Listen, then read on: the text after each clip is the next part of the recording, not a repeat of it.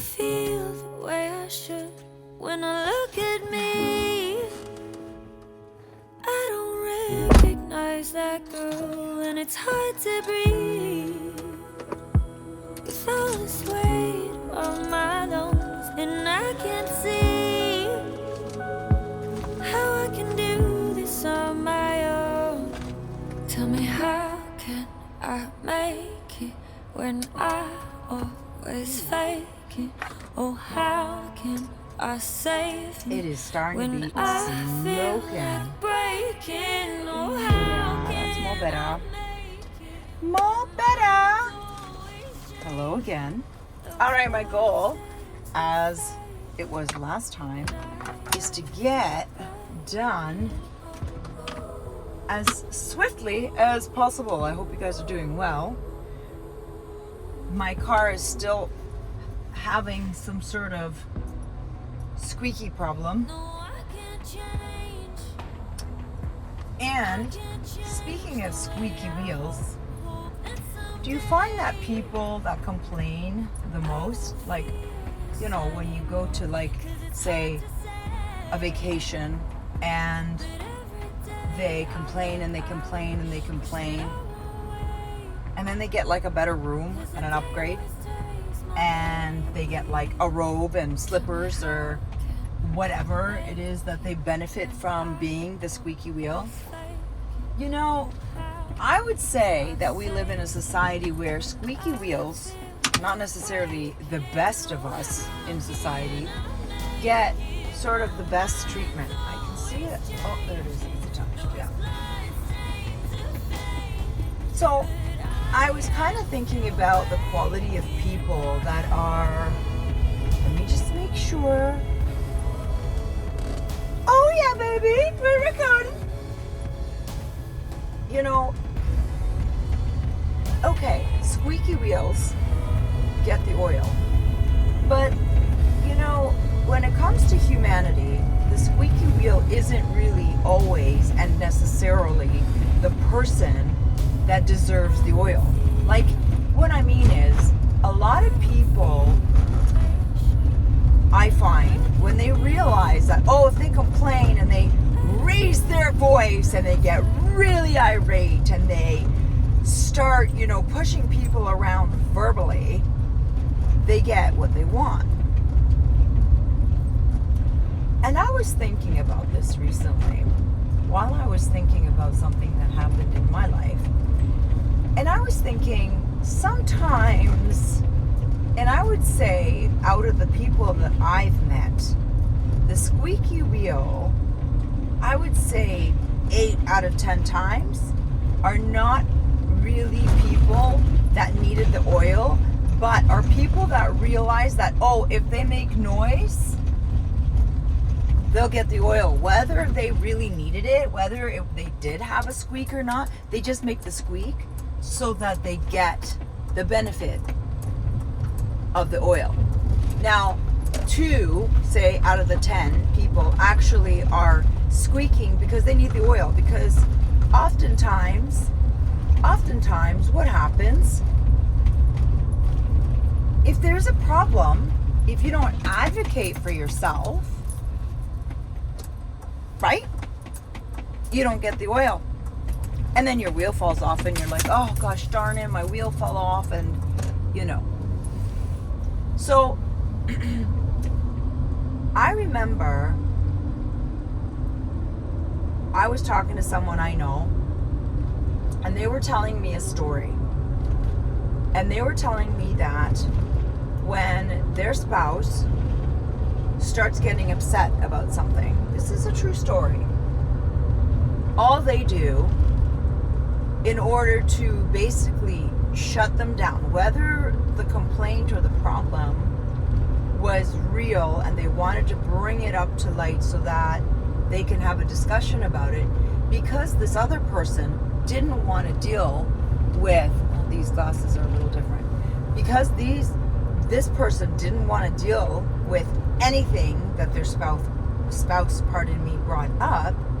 They just started raising their voice, and because they knew that their spouse didn't like that, it shut down the conversation, and as a result, the spouse started slowly diminishing in the amount of times that they brought up a problem that they wanted to discuss.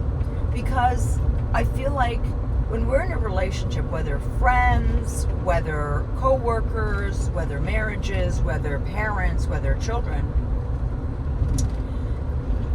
if we don't have the ability to not necessarily be a squeaky wheel, like I was, like the complaint department, but to be able to air out our grievances in a way where it is humane, it slowly deteriorates into, I would argue, abusive behavior. Now, I'm not sure what you think about this, but I would very closely say that physical abuse, meaning when someone smacks you, hits you, pushes you, I don't know if I said kicks you, throws something at you, that is behavior that is abusive.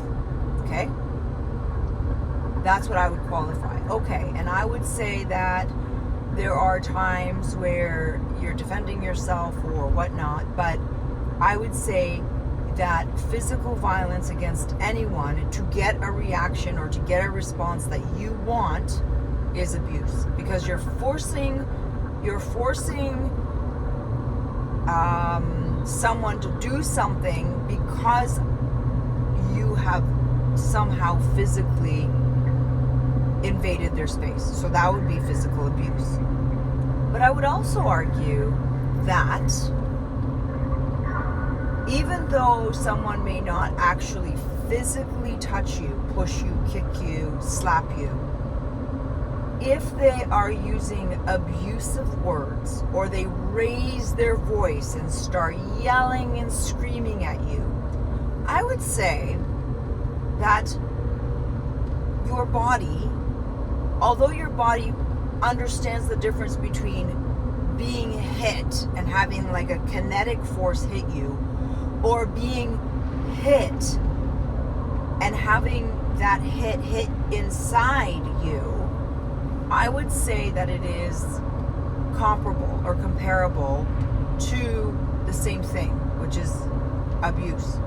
It's violent in nature because what happens is those words hit your mind, and the thing about it is, in many ways, I think verbal and psychological abuse can be more sinister.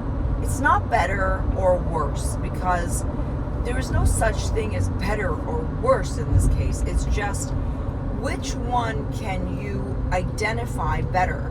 You can identify very quickly that someone is physically abusing you. Full stop. Somebody punches you, somebody sexually assaults you, somebody kicks you, somebody slaps you, somebody throws things at you, somebody strangles you. Physical assault, physical kinetic assault. Okay? Very clear. But when someone calls you stupid, when someone calls you incompetent, when someone says words that bite, those words, when you know something like fear and anger pop up in your body, and it's like boiling, or it's like shrieking, where you start feeling the effects of that as it percolates through your body. Because see, the thing is the reason why I think it's more sinister is because when someone says something to you, they can walk away and they haven't left a mark. You know how in the movies there's like interrogations that happen and they play good cop, bad cop, and then like they'll hit you. Like there used to be like movies where they would hit you in a way where you'd get hit, but there would be no marks, no traces of the abuse like apparent. That's what I'm talking about. I'm talking about abuse. And I'm not talking about when someone says something, oh, shut up, you're stupid, whatever, right? Like, I'm not talking about that, which is it. We should really stop doing that as human beings. But I'm not talking about sort of the off the cuff, oh, you know what, shut up, stupid, like whatever, as a joke or light humor. And even that shouldn't be humorous. I know that I've done that in my life, and I'm sorry if I have, because now I have to really pay close attention to what I'm doing. But what I will say is, it's way more sinister when somebody says something like, you're not valuable. You do nothing. You are worthless. You are ugly. You are stupid. You don't know what the hell you want. When have you ever done anything? And if it's said once, and then the person and you start talking, and whether it's your friend or your family member or your child or your spouse or whoever it is, if you actually are able to have a conversation about that and say, okay, you know what, I was literally trying to hurt you, and I'm sorry, I shouldn't have said that, I was wrong, because I don't think you're worthless, I don't think you're stupid, I don't think you're ugly, I don't think you're a liar, I don't think you're lazy. I was saying that literally to bother you or to hurt you. I was trying to hit below the belt. My bad. That really says a lot about me, and I'm so sorry. We as a humanity need to realize that if we don't start learning how to do that, you are literally hurting someone for a much longer time than if you were to punch them. Because once you punch someone, that person can choose to get away from you. Of course, yes, that person can choose to get away from you if that person is hearing all of these bad things from said friend or said child or parent or spouse. But the thing about the whole sinister portion of it is that it's harder to identify as abusive behavior. And it's harder to recognize that behavior is actually changing the way that you are going to respond to yourself and how you are going to be interacting with people moving forward. Even with that person, like just say it's your best friend, and your best friend always treats you this way. I have a friend who has a friend who is so abusive to her verbally. She says things that she wouldn't say to other people. In fact, she kisses other people's asses, but to her best friend, she treats her, and I have mentioned this to my friend. I've said, look, this person needs to step on you to make themselves be taller, okay? Because without you, they don't have anyone to make themselves look more, I don't know, important, taller, stronger, smarter, or whatever. I just wanted to say that.